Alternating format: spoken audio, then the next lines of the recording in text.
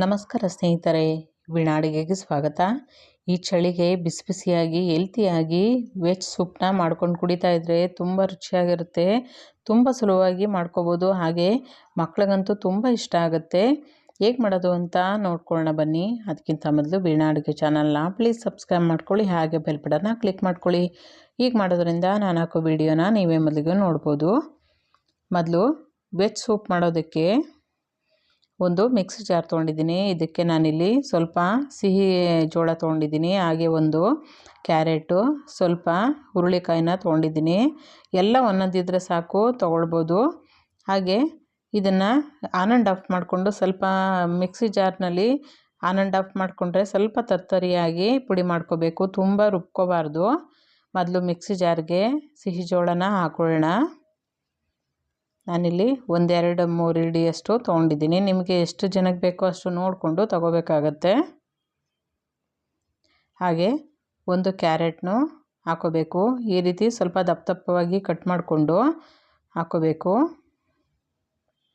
ಹಾಗೆ ಹುರುಳಿಕಾಯಿನೂ ನಾನಿಲ್ಲಿ ಒಂದು 4 ಹುರುಳಿಕಾಯಿನ ತೊಗೊಂಡಿದ್ದೀನಿ. ಇದನ್ನು ಅಷ್ಟೇ ಮಿಕ್ಸಿ ಜಾರ್ಗೆಲ್ಲನೂ ಹಾಕೋಬೇಕು. ಈಗ ಇದನ್ನು ಪುಡಿ ಮಾಡ್ಕೊಳ್ಳೋಣ. ಸ್ವಲ್ಪ ಆನ್ ಆ್ಯಂಡ್ ಆಫ್ ಮಾಡಿಕೊಂಡ್ರೆ ಸಾಕಾಗುತ್ತೆ, ನೀರನ್ನ ಹಾಕೋ ಅವಶ್ಯಕತೆಯೇ ಇಲ್ಲ. ಸಿಹಿ ಜೋಳದಲ್ಲಿ ನೀರಿನಂಶ ಇರೋದ್ರಿಂದ ಈ ರೀತಿ ಸ್ವಲ್ಪ ದಪ್ಪ ದಪ್ಪವಾಗಿ ಪುಡಿ ಮಾಡ್ಕೋಬೇಕು. ಈಗ ತೆಗೆದಿಟ್ಕೊಳ್ಳೋಣ. ಗ್ಯಾಸ್ ಆನ್ ಮಾಡಿ ಒಂದು ಪಾತ್ರೆ ಇಟ್ಕೊಂಡಿದ್ದೀನಿ. ಇದಕ್ಕೆ 1 ಟೇಬಲ್ ಸ್ಪೂನಷ್ಟು ಎಣ್ಣೆ, ಹಾಗೆ 1 ಟೇಬಲ್ ಸ್ಪೂನಷ್ಟು ಬೆಣ್ಣೆ ಹಾಕೋಬೇಕು. ಬೆಣ್ಣೆ ಹಾಕೋದ್ರಿಂದ ಸೂಪ್ಗೆ ತುಂಬ ರುಚಿಯಾಗಿರುತ್ತೆ. ಇದನ್ನು ಚೆನ್ನಾಗಿ ಎಣ್ಣೆ ಮತ್ತು ಬೆಣ್ಣೆ ಚೆನ್ನಾಗಿ ಕರಗಿಸ್ಕೊಂಡಾದ್ಮೇಲೆ ಈಗ ನಾವಿಲ್ಲಿ ರುಬ್ಕೊಂಡಿದ್ದೀವಲ್ಲ ತರ್ತರಿಯಾಗಿ, ಇದನ್ನು ರುಬ್ಬಿರೋದನ್ನ ಹಾಕೊಳ್ಳೋಣ. ಹಾಗೆ ಚೆನ್ನಾಗಿ ಇದನ್ನು ಹುರ್ಕೋಬೇಕು. ಸ್ವಲ್ಪ ಹಸಿ ವಾಸನೆ ಎಲ್ಲ ಇರೋದ್ರಿಂದ ತುಪ್ಪ ಮತ್ತು ಎಣ್ಣೆಯಲ್ಲಿ ಚೆನ್ನಾಗಿ ಹುರ್ಕೋಬೇಕು. ಹಾಗೆ 1 ಹಿಡಿಯಷ್ಟು ಸಿಹಿ ಜೋಳನ ಹಾಗೇ ಹಾಕ್ಕೊಳ್ತಾ ಇದ್ದೀನಿ. ಸೂಪ್ ಕುಡಿಯುವಾಗ ಮಧ್ಯೆ ಮಧ್ಯೆ ಈ ರೀತಿ ಸಿಹಿ ಜೋಳ ಸಿಕ್ಕಿದ್ರೆ ತುಂಬ ಚೆನ್ನಾಗಿರುತ್ತೆ. ಚೆನ್ನಾಗಿದ್ದನ್ನು 1-2 ನಿಮಿಷ ಕಾಲ ಹುರ್ಕೋಬೇಕಾಗತ್ತೆ. ಹಸಿ ವಾಸನೆ ಎಲ್ಲ ತರಕಾರಿದು ಹೋದ್ಮೇಲೆ ನಿಮಗೆ ಎಷ್ಟು ಸೂಪ್ ಮಾಡ್ಕೋಬೇಕು ಅಂತೀರೋ ಅಷ್ಟು ನೀರನ್ನ ಸೇರಿಸ್ಕೋಬೇಕಾಗತ್ತೆ. ನಾನಿಲ್ಲಿ ಒಂದು 3 ಲೋಟದಷ್ಟು ಹಾಕ್ಕೊಂಡಿದ್ದೀನಿ. ನೀರು ಕುಡಿಯೋ ಲೋಟದಲ್ಲಿ ಅಳತೆನ ಚೆನ್ನಾಗಿ ಎಲ್ಲನೂ ಒಂದು ಸಲ ಮಿಕ್ಸ್ ಮಾಡ್ಕೋಬೇಕು. ರುಚಿಗೆ ತಕ್ಕಷ್ಟು ಉಪ್ಪನ್ನ ಸೇರಿಸ್ಕೋಬೇಕು. ಹಾಗೆ ಇದಕ್ಕೆ 1 ಟೇಬಲ್ ಸ್ಪೂನಷ್ಟು ಸಕ್ಕರೆ ಹಾಕ್ಕೋಬೇಕು. ಹಾಗೆ ಇದಕ್ಕೆ 1 ಟೇಬಲ್ ಸ್ಪೂನಷ್ಟು ಕಾಳುಮೆಣಸಿನ ಪುಡಿನ ಹಾಕೋಬೇಕಾಗತ್ತೆ. ನಿಮಗೆ ಟೇಸ್ಟಿಗೆ ತಕ್ಕನಾಗಿ ಇದನ್ನು ನೀವು ಹೆಚ್ಚು ಕಮ್ಮಿನ ಹಾಕ್ಕೊಳ್ಬೋದು. ಚೆನ್ನಾಗಿ ಎಲ್ಲನೂ ಒಂದು ಸಲ ಮಿಕ್ಸ್ ಮಾಡಿಕೊಂಡು ಕುದಿಸ್ಕೋಬೇಕು. ಒಂದು 5 ನಿಮಿಷ ಕಾಲ ಕುದಿಸ್ಕೊಂಡ್ರೆ ಸಾಕಾಗುತ್ತೆ. ನೊರೆ ಎಲ್ಲ ಕಡಿಮೆ ಆಗಬೇಕು. ಈಗ ಚೆನ್ನಾಗಿ ಕುದೀತಿರುವಾಗ ನಾನಿಲ್ಲಿ 1 ಟೇಬಲ್ ಸ್ಪೂನಷ್ಟು ಕಾರ್ನ್ಫ್ಲೋರ್ನ ತೊಗೊಂಡು ಇದಕ್ಕೆ ಸ್ವಲ್ಪ ನೀರನ್ನ ಸೇರಿಸ್ಕೊಂಡು ಎಲ್ಲನೂ ಚೆನ್ನಾಗಿ ಕದರ್ಕೋಬೇಕಾಗತ್ತೆ. ಒಂದು ಸ್ವಲ್ಪನೂ ಗಂಟುಗಳಿಲ್ದೇನೋ ಹಾಗೆ ಚೆನ್ನಾಗಿ ಇದನ್ನು ಕದ್ರಿಕೊಂಡು ಸ್ವಲ್ಪ ಸ್ವಲ್ಪನೇ ನೀರಿಗೆ ಈ ರೀತಿ ಕುದೀತಿರೋ ನಮ್ಮ ಸೂಪ್ಗೆ ಹಾಕ್ಕೊಂಡು ಕದರ್ಕೋಬೇಕಾಗತ್ತೆ.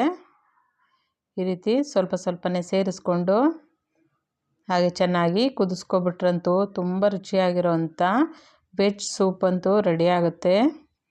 ಚೆನ್ನಾಗಿದ್ದನ್ನು 1-2 ನಿಮಿಷ ಕಾಲ ಇನ್ನೊಂದು 2 ನಿಮಿಷ ಕಾಲ ಕುದಿಸ್ಕೊಂಡ್ರೆ ಕಾರ್ನ್ಫ್ಲೋರ್ನಲ್ಲಿ ಸ್ವಲ್ಪ ಗಟ್ಟಿ ಅಂಶ ಬರುತ್ತೆ. ಹಾಗೆ ಇನ್ನು ಸ್ವಲ್ಪ ಸಿಹಿ ಜೋಳನ ಸೇರಿಸ್ಕೊಳ್ತಾ ಇದ್ದೀನಿ.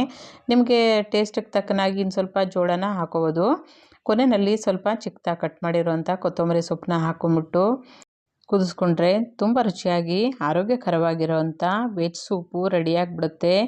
ಈಗಂತೂ ಚಳಿ ಬಿಸಿ ಬಿಸಿಯಾಗಿ ಏನಾದರೂ ಕುಡಿಬೇಕು ಅಂತ ಅನಿಸಿದ್ರೆ ಈ ರೀತಿ ವೆಜ್ ಸೂಪ್ನ ಮಾಡಿಕೊಂಡು ಕುಡೀರಿ ಸ್ನೇಹಿತರೆ. ಮಕ್ಳಿಗಂತೂ ತುಂಬ ಇಷ್ಟ ಆಗುತ್ತೆ. ಹಾಗೆ ಇದಕ್ಕೆ ಇನ್ನು ಸ್ವಲ್ಪ ಬೆಣ್ಣೆನ ಸೇರಿಸ್ಕೊಂಡು ಕುಡಿತಾ ಇದ್ದರೆ ತುಂಬ ಟೇಸ್ಟಿಯಾಗಿರುವಂಥ ವೆಜ್ ಸೂಪ್ನ ಮನೆಯಲ್ಲೇ ತುಂಬ ಕಡಿಮೆ ಖರ್ಚಿನಲ್ಲಿ ಮಾಡಿಕೊಂಡು ಕುಡಿಬೋದು. ಮನೆಯಲ್ಲಿ ಎಲ್ಲರಿಗೂ ಇಷ್ಟ ಆಗುತ್ತೆ. ತುಂಬ ಹೆಲ್ತಿಯಾಗಿರುವಂಥ ವೆಜ್ ಸೂಪ್ನ ಒಂದು ಸಲ ಟ್ರೈ ಮಾಡಿ ಸ್ನೇಹಿತರೆ.